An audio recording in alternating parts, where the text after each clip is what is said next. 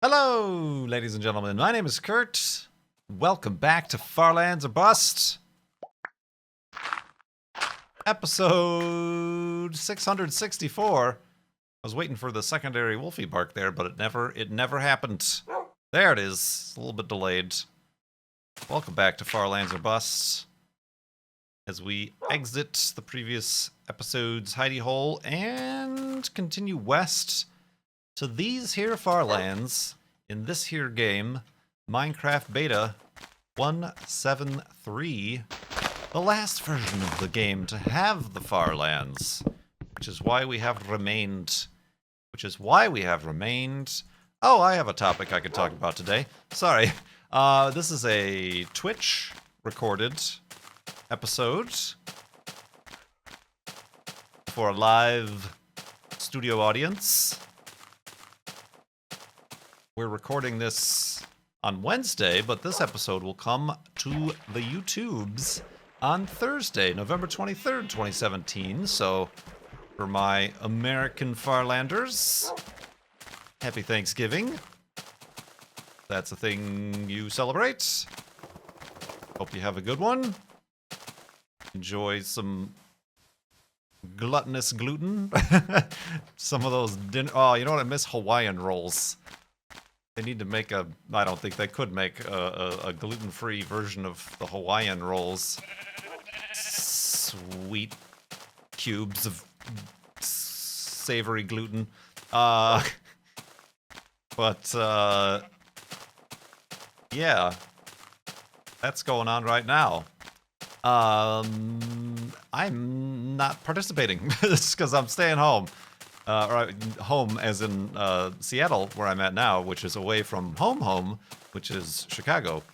I'll be returning instead for the Christmas vicinity time frame, and that'll be happening obviously around Christmas, the end of December or whatever.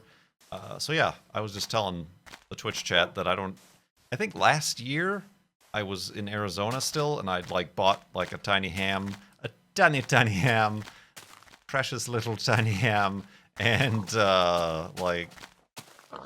gluten-free bread and mashed potatoes and stuff, just to kind of recreate the atmosphere, and it failed. But this year I'm doing no such thing. Based on what I have in my refrigerator, I'll probably be having spaghetti, pasta, and maybe I'll try another squash. I've tried multiple squash-eye. Squeesh? Whoa, watch that first step. Is that the plural of squash? Squeesh? And it's been recommended to me for health and nutrition. But not a fan of the squeesh. Not a fan of the squeeshies indeed. Tried the acorn squeesh. It was alright, but not great. Tried the... what's the other one? The, I keep wanting to say honeydew, but that's a melon. I'm getting my squash and melons mixed up.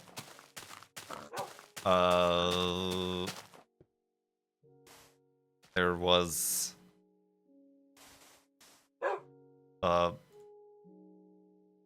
acorn squash. And then there was... sugar, it's something sweet. Butternut, that's what. Butternut. Omega butternut squash. And both no-go. Both no-go for me.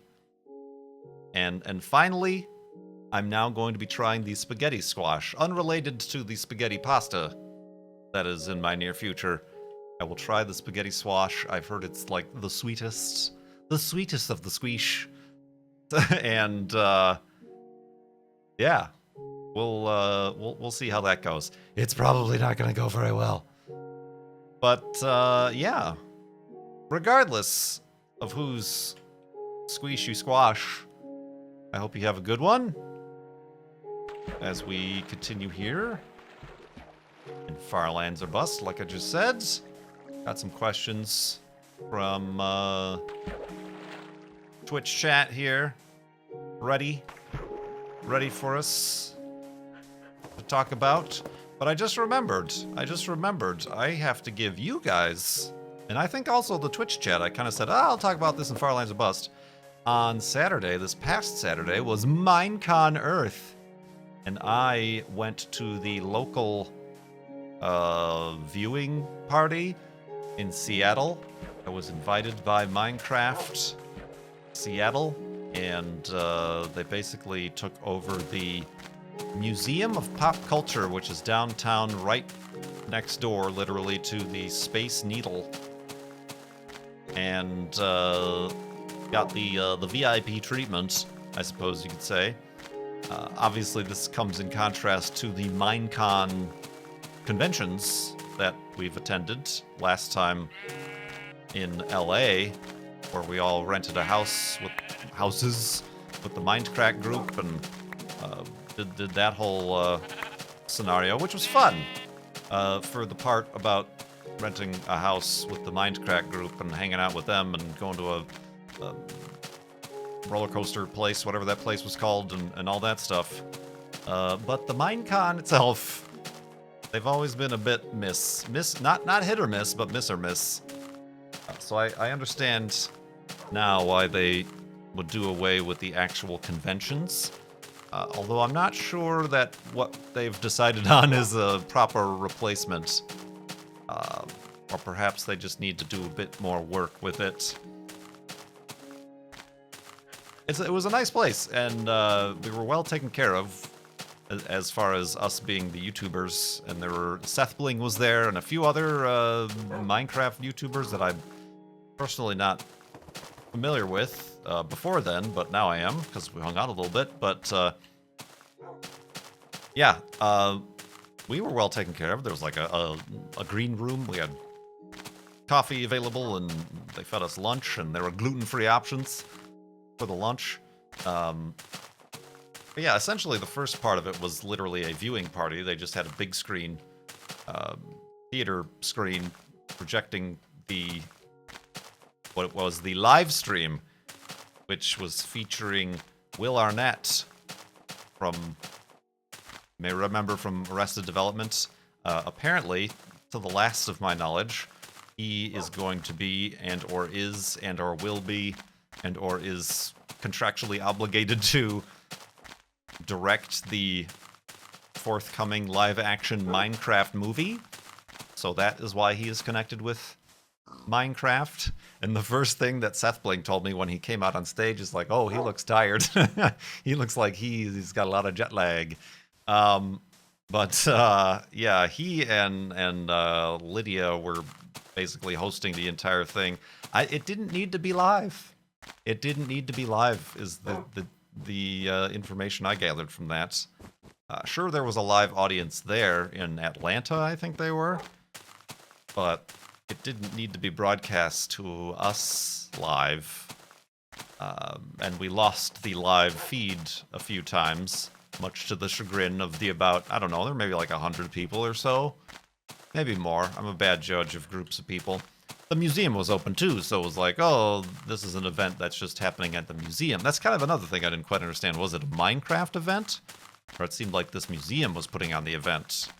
Because you had to pay a discounted museum, and it gave you access to the rest of the museum entry in order to access the Minecon area. And there was like booths, not booths, but stations where Nintendo Switches were set up, or is it Wii? Whatever Minecraft is on the Nintendo device, and Xboxes, where people you could play Minecraft and stuff. And there was like Minecraft merch, Mojang merch and stuff. But yeah, there was also a stage there, so every once in a while we went up. Seth Bling and the other YouTubers and I went up on stage and did like essentially what was like a build battle sort of charades thing against the local Seattle developers of Minecraft.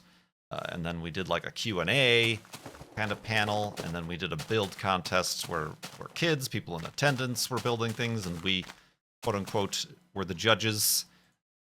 Everybody won. We were just being funny judges. We're hilarious. And then afterwards we did a signing for a little bit, which was fine. Like, that part was okay. It was like Minecon Light. We didn't really have to worry too much about the fully fledged Minecon. And we didn't have to fly anywhere as well. So that part was okay. So it was kind of like having a meetup, a local meetup that I didn't have to do anything to plan about. And there were a few Farlanders there, a few people who were fans of the series and the Farlanders, Farlands are bust and whatnot. But yeah, it was different. So I went to that, and that was an experience. That was an experience indeed. Would I do it again? I don't know. Certainly, like, if Seth Bling wasn't there, I would say no. Because, like, it certainly helps to have somebody to be able to snark about the situation with. Y'all know my snarky nature. It must be exercised to its fullest capacity. But yeah, let's go to sleep and continue in the morning.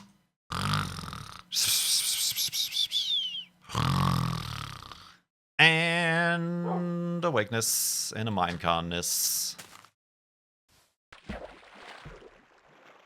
I have a boat? Or did I ditch the boat? I think I ditched the boat. So yeah, that went alright. It was a thing. I just wonder where they're going with that. If anywhere, this might be the only time they do it. I don't know. But yeah, that's the thing I did. And I was gone. This was the first time I was gone from Juno for any amount of time, let alone 8 hours or however long I was gone. And she did just fantastic in the crate. Set her up in the crate. Of course, beforehand, I took her out and fed her and took her to do her business. But no accidents in the crate. And was perfectly fine. As far as I'm aware. You know, in that I don't think she was like barking the entire time. Didn't get any neighbors' complaints or anything like that. But yeah, so that's positive. Got a low maintenance dog here. Low maintenance dog. Speaking of dogs, Cone Dodger has a question from the chat. Would you ever consider flying with Juno, aka creating her for a flight? A resounding no. A resounding no. I would not recommend anybody do that. Just because... Hello, creeper. Oh, God, I walked right into you. Yee! We're fine. We're doing great. It was just a little bit of sizzle back there. Woo! That was a close call. I got hung up on that tree and almost waltzed right into him. We're good. Everything's fine. Everybody take a sip of water and breathe some oxygen. Preferably not at the same time. You will drown. But, woo! What was I saying? Oh, yeah. No, I wouldn't recommend anybody fly with a dog in the case that you put your dog as luggage in a crate and they put it under the plane. I think even some airlines have stopped accepting dogs like that just because dogs keep dying. Because they just end up being treated as luggage and, like, there's no oxygen, you know, it's like just a really bad idea.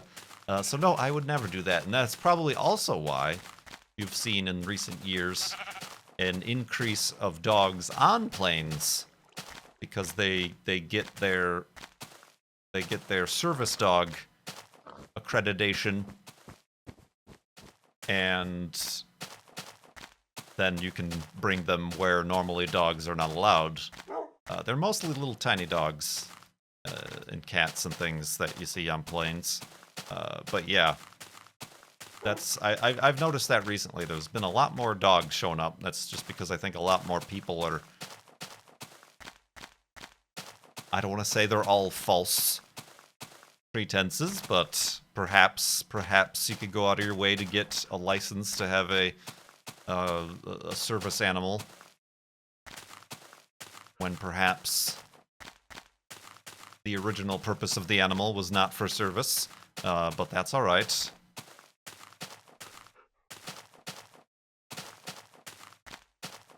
And honestly, that was actually that was offered to me by my counselor, because at first my rental landlord wasn't privy to be allowing me to have a dog, and so my counselor was like, "Well, we can get you like I don't know what you need, a certificate or something, a doctor's note saying that you need a service dog for this purpose, and then depending on the rental laws and stuff, they have to allow it." I obviously didn't go that route. I just ended up pestering them enough until they gave in. And now Cone, I had an idea. Cone asks these things because Cone wants to meet the famous Juno. You know, there's an opposite solution to here, Cone, that doesn't involve me driving literally from the top left of the country to the bottom right of the country, and that would be for the Dodger of Cones to fly up here, and then you'd be able to see Juno. I'm just saying, now that you're a flying maniac, flying everywhere, you're a jet setter, you're setting jets. There's a little... You heard of PAX South, I know, Cone. There's also a PAX West now, up in Seattle. You could stop by, or just for any old reason. You can come for the next Minecon Earth viewing party. Oh, man. But, yeah. I don't know. It would be interesting to go on, like, a road trip with the dog, too. Possibly. We'll have to work on the hikes and those sort of things first. She's kind of not a fan of getting in the car. Once she's in the car, she's like a dog in a car, just normally looking out the window and stuff. But yeah, she needs to be forcibly picked up and placed in the car and tries to get out until you shut the door. So that we'll have to get better at, but yeah, no, I wouldn't, if anybody, myself or anybody, never, ever put your dog on a plane in stowage or whatever they did, you know, in one of those hard-sided kennels. That's just a recipe for disaster. Like, dogs end up getting lost and going somewhere else, like your luggage, or more likely than others, they get injured or they die because of the conditions and the stress.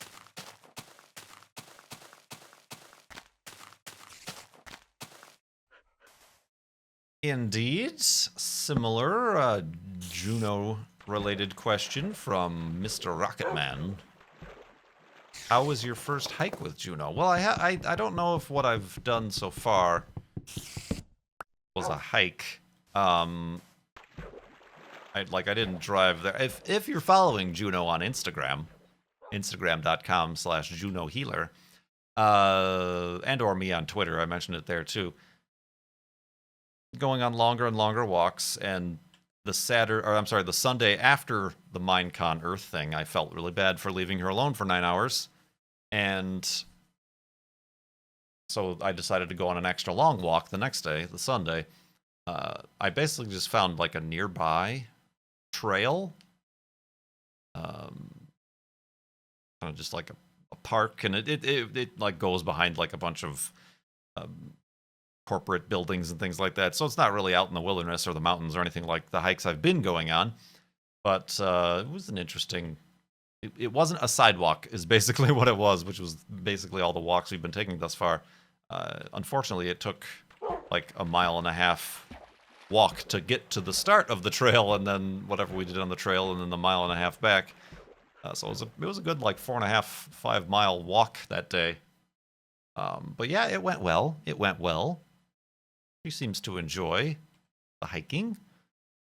It wasn't anything out of the ordinary or crazy difficult. And I also did the thing I positively have to report is that I decided since we were away from roads and stuff, I would test some recall skills. So while we were just walking along a path where I could see what's ahead and what's behind, I let go of the leash and let her kind of wander in front a little bit, and then she almost instantly kind of noticed that the leash was dragging and making a noise, so she stopped and looked back and like looked at me like, what the hell are you doing? You dropped the leash, you idiot. And then she came back pretty much right away when she realized that. And then the next time I actually unclipped the leash from her harness and was walking beside her, she didn't realize I'd unhooked the leash, and then I slowed down and stopped, and she just kept prancing along until I called her. She was a little bit, I don't know, she was maybe 20 meters out or something like that.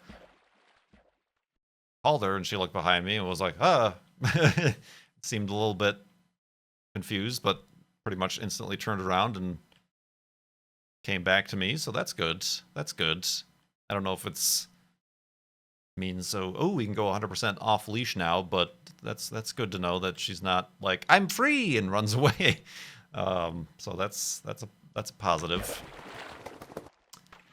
A positive there from the doggo, but I also did you guys in or do you? No, you might. Whoa, that's the second time we almost fell into a bottomless pit. Did I already mention that she needs some dental work? Yeah, needs some dental work.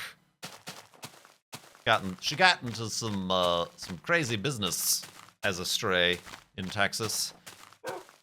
A lot of her teeth are pretty heavily worn, and one of them is completely fractured.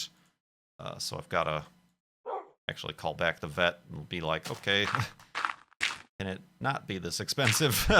But yeah, we'll have to have a tooth pulled, unfortunately, but all things considered, the least of problems that could be had by a stray female dog. Thank you very much for those dog-related questions. Let's go to sleep and continue in the morning.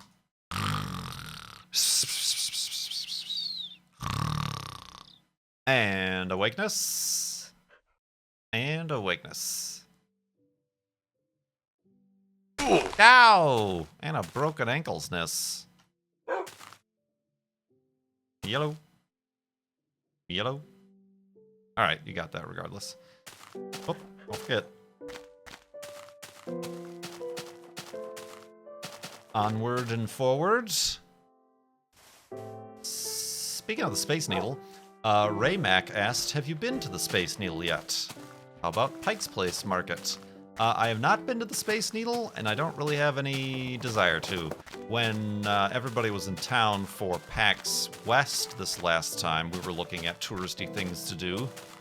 People were in from out of town. Anasia and Code, and Fabe in from Germany. Like, do we want to do the Space Needle? Or like, it's like the Seattle thing, but it's kind of, it costs like $26 a person to go up there, and kind of like, okay, here's an elevated view of the city. So I don't know that I will in a rush to do that at all. And apparently I learned from the chat that it's actually closed for a little bit to be renovated. That's kind of the gist I get from the Space Needle. And also the what is it called? The monorail that's downtown. Like, these are things that were added.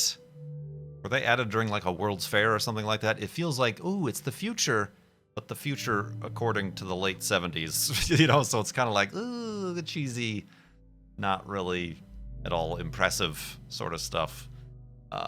Pike's Place, yeah, I've been to Pike's Place. Pretty much every time I've been to PAX. It's not too difficult of a walk down to the Pike's Place Market. Never bought anything. It's also kind of a touristy trap situation where there's just a bunch of these little trinket stores that you find everywhere. Same trinkets everywhere.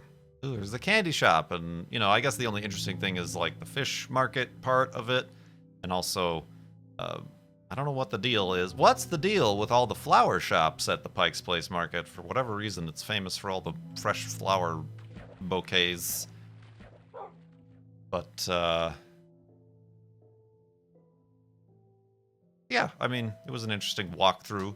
Then you see silly people standing in line for the original Starbucks store. It's just the same as all the other Starbucks, I guarantee. But they gotta get their Starbucks at the original first Starbucks.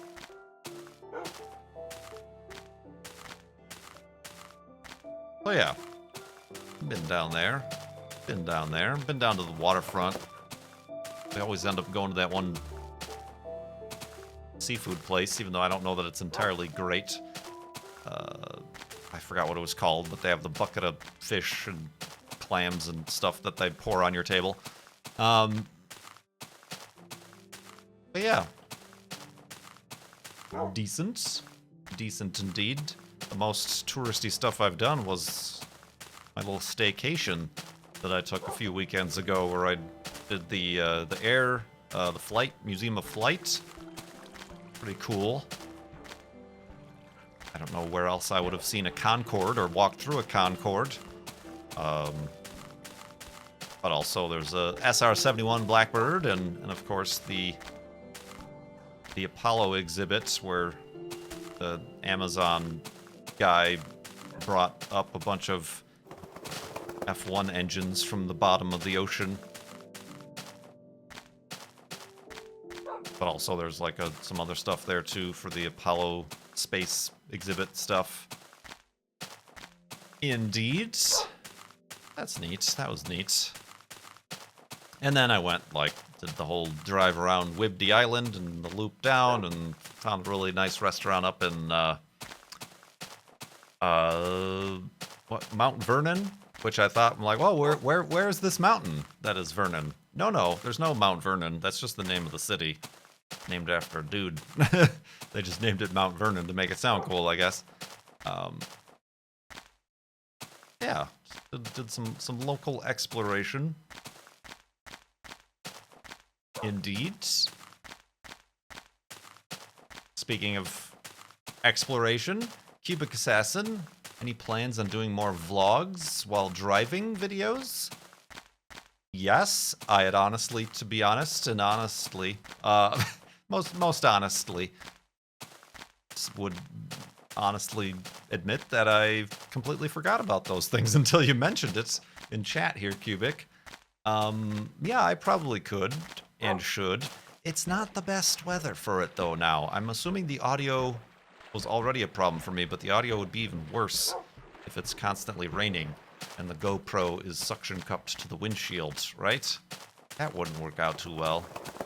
But maybe. I mean, that sounds like a good idea. But I've also said how I've been streaming a lot more, and it feels like all the day-to-day sort of vloggy style stuff that I would normally talk about, I'm talking about in like the first 30 minutes of most of my streams. It's like, yay, let's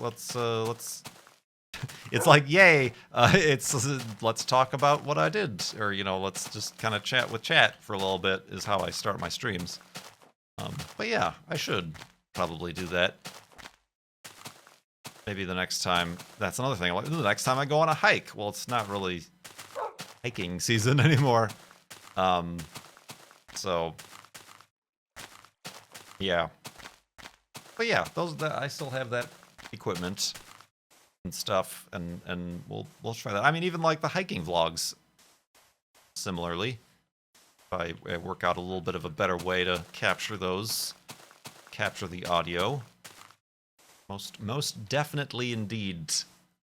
Looking forward to that stuff. Fajitas Command asks, would you like to make your own video game? Are you offering to fund it? No, maybe from an art perspective. Art! Because I come from an art background, huh?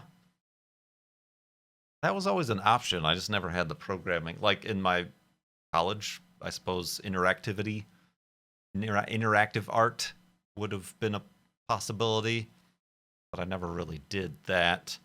I don't know. I've been asked, if you would make your own video game, what would it be about? And I'm like, I don't know. A lot of the stuff I've already seen. like if I had half of a inspirational bone in my body, I would probably end up making a game like everything, you know?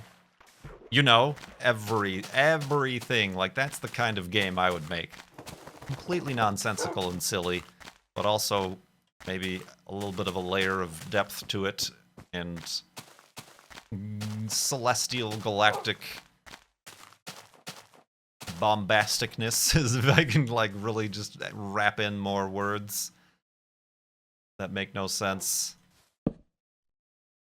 That would probably be the type of game. Or even similarly, maybe like even Eidolon. I kind of did a project similar to Eidolon in the past in college, where I basically looked through my drawer of writing utensils, pens and pencils and things, and tried to recollect where I obtained or got a certain pen, and then wrote that story in that pen, and then like made an interactive sort of slideshow with it, almost like a website, like a Flash thing. And like, you know, okay, like when was the last time you bought pens? is kind of the Careful Wolfie, you just broke that boat. It's kind of the vision I was going there. So all these pens like had some sort of history. Like I had a pen that was from a place where my dad worked, and it had like the logo and phone number on the side, so it like kind of led to a little bit of a story about me and my dad, or that relationship. Or I had a pen from a doctor's office, or a, you know, really gnarled up, chewed up pen that I just kept because it writes really well, you know. Or wow, this pen I've had since middle school, you know, that sort of thing. So yeah, it would definitely be along the lines of that, I think. And perhaps even along the Connor Sherlocky sort of, I would just want to experiment with the terrain generation, and want to experiment with the sounds, audio. I was very interested in audio design. Like I've mentioned many times, although not recently, one of my kind of senior projects, I suppose you can call it, was I made a random music generator, procedurally generated music, using a program called Max MSP is what it was called. It was a visual graphical programming program, but mostly did like audio processing. So you basically just pressed a button, and a bunch of variables ticked off, like what the tempo is, and what the chords that they're going to use, and the notes, and the different scales, and when this and that happens, and how long the song was randomly generated. Most of the time it was gibberish, but sometimes it was special. But I wouldn't record them because they would only last once, and then they would never be heard again. Ooh, artsy and meaningful. About the impermanence of life. No, I don't know. It was just that's the sort of thing you got to embellish in art school in order to try to impress your teachers.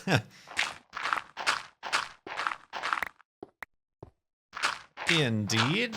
Whoops. Oh, hello, Wolfie. Good thing you didn't fall down on us there. Have a little bit more solid ground to stand on, why don't you? Indeed.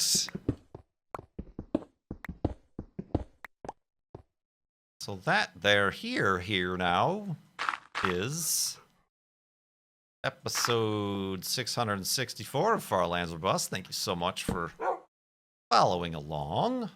Oh, I had exactly the same number of wood as wool.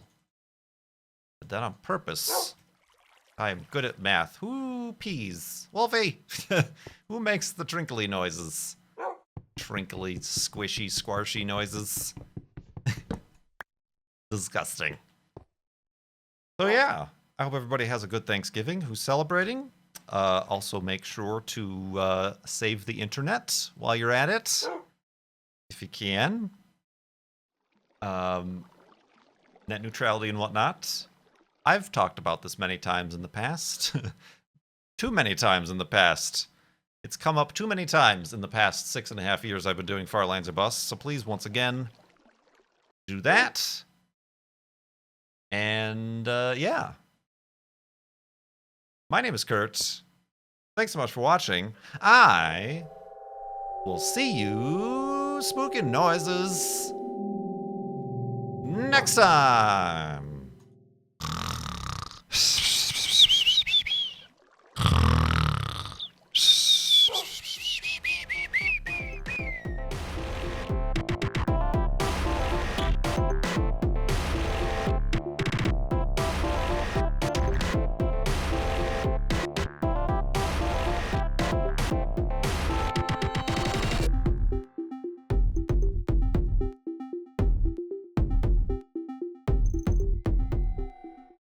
Is that the plural of squash? Squeesh?